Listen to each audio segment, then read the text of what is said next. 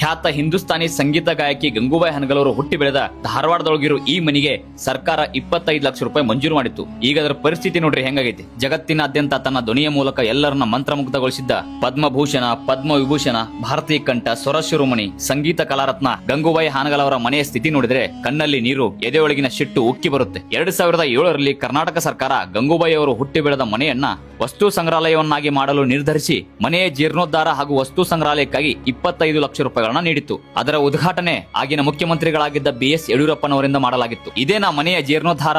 ಇದೇನಾ ವಸ್ತು ಸಂಗ್ರಹಾಲಯ? ಎಲ್ಲಿ ಹೋದುವ ಆ 25 ಲಕ್ಷ ರೂಪಾಯಿಗಳು? ಇದೇನಾ ಸಾಧಕರಿಗೆ ಕೊಡುವ ಗೌರವ? ಹಗಲಲ್ಲೂ ಈ ಮನೆಯ ಒಳಗಡೆ ಹೋಗಲು ಭಯವಾಗುತ್ತೆ. ಮನೆಯ ಮುಕ್ಕಾಲು ಭಾಗ ಸಂಪೂರ್ಣವಾಗಿ ನೆಲಸಮವಾಗಿದೆ. ಅಳಿದುಳಿದ ಗೋಡೆಗಳಲ್ಲೇ ಗಿಡಮರಗಳು ಎದ್ದು ನಿಂತಿವೆ. ಕ್ರಿಮಿಕೀಟಗಳ ವಾಸಸ್ಥಾನವಾಗಿದೆ ಈ ಮನೆ. ಸಮಾಜ ಮತ್ತು ಸರ್ಕಾರ ಈ ಮನೆಯ ಬಗ್ಗೆ ಅತೀವ ನಿರ್ಲಕ್ಷ್ಯ ವಹಿಸಿದೆ. ಮಾರ್ಚ್ 5, 1913ರಂದು ಚಿಕ್ಕರಾವ್ ನಾಡಗೇರ್ ಹಾಗೂ ಅಂಬಾಬಾಯಿ ಅವರ ಮಗಳಾಗಿ ಜನಿಸಿದ ಗಂಗೂಬಾಯಿ ಅವರು ಆಲೂರು ವೆಂಕಟರಾಯರು ಸ್ಥಾಪಿಸಿದ ರಾಷ್ಟ್ರೀಯ ಶಾಲೆಯಲ್ಲಿ ತಮ್ಮ ಪ್ರಾಥಮಿಕ ಶಿಕ್ಷಣವನ್ನ ಮುಗಿಸಿದರು. ಆ ಸಮಯಕ್ಕೆ ಅವರ ಗುರುಗಳಾಗಿದ್ದ ದ.ರಾ. ಬೇಂದ್ರೆ ಅವರು ಅವರ ಹಾಡುಗಾರಿಕೆಯನ್ನ ಕಂಡು ನಿನ್ನ ಗಂಟಲಲ್ಲಿ ಒಬ್ಬ ಶಾಪಗ್ರಸ್ತ ಗಂಧರ್ವ ಕೂತಿದ್ದಾನೆಂದು ತಮಾಷೆಯಾಗಿ ಆಡಿದ್ದರು. ನಂತರ ಸ್ವತಃ ಕರ್ನಾಟಕ ಸಂಗೀತ ಗಾಯಕಿಯಾಗಿದ್ದ ಅವರ ತಾಯಿ ತಮ್ಮ ಮಗಳಿಗೆ ಹಿಂದೂಸ್ತಾನಿ ಸಂಗೀತವನ್ನ ಕಲಿಸುವ ಸಲುವಾಗಿ ಹುಬ್ಬಳ್ಳಿಗೆ ಸ್ಥಳಾಂತರಗೊಂಡರು. ಅಲ್ಲಿ ಸುಪ್ರಸಿದ್ಧ ಕಿರಾಣಾ ಘರಾನಾ ಗಾಯಕರಾದ ಸವಾಯಿ ಗಂಧರ್ವ ರಾಮಭಾವು ಕುಂದಗೋಳ್ಕರ್ ಅವರ ಶಿಷ್ಯೆಯಾಗಿ 1929ರಲ್ಲಿ ಹುಬ್ಬಳ್ಳಿಯ ಗುರುನಾಥ್ ಕವಲ್ಗೆ ಅವರನ್ನ ವರಿಸಿದರು. 1932ರಲ್ಲಿ HMV ಗ್ರಾಮ್ಫೋನ್ ಕಂಪನಿಯವರ ಆಹ್ವಾನದ ಮೇರೆಗೆ ಮುಂಬೈಗೆ ತೆರಳಿದ ನಂತರ ಗಂಗೂಬಾಯಿ ಅವರ ಸಂಗೀತದ ದಿಗ್ವಿಜಯ ಪ್ರಾರಂಭವಾಯಿತು. ಇವರು ಸಂಗೀತ ಕಚೇರಿಗಳಿಗಾಗಿ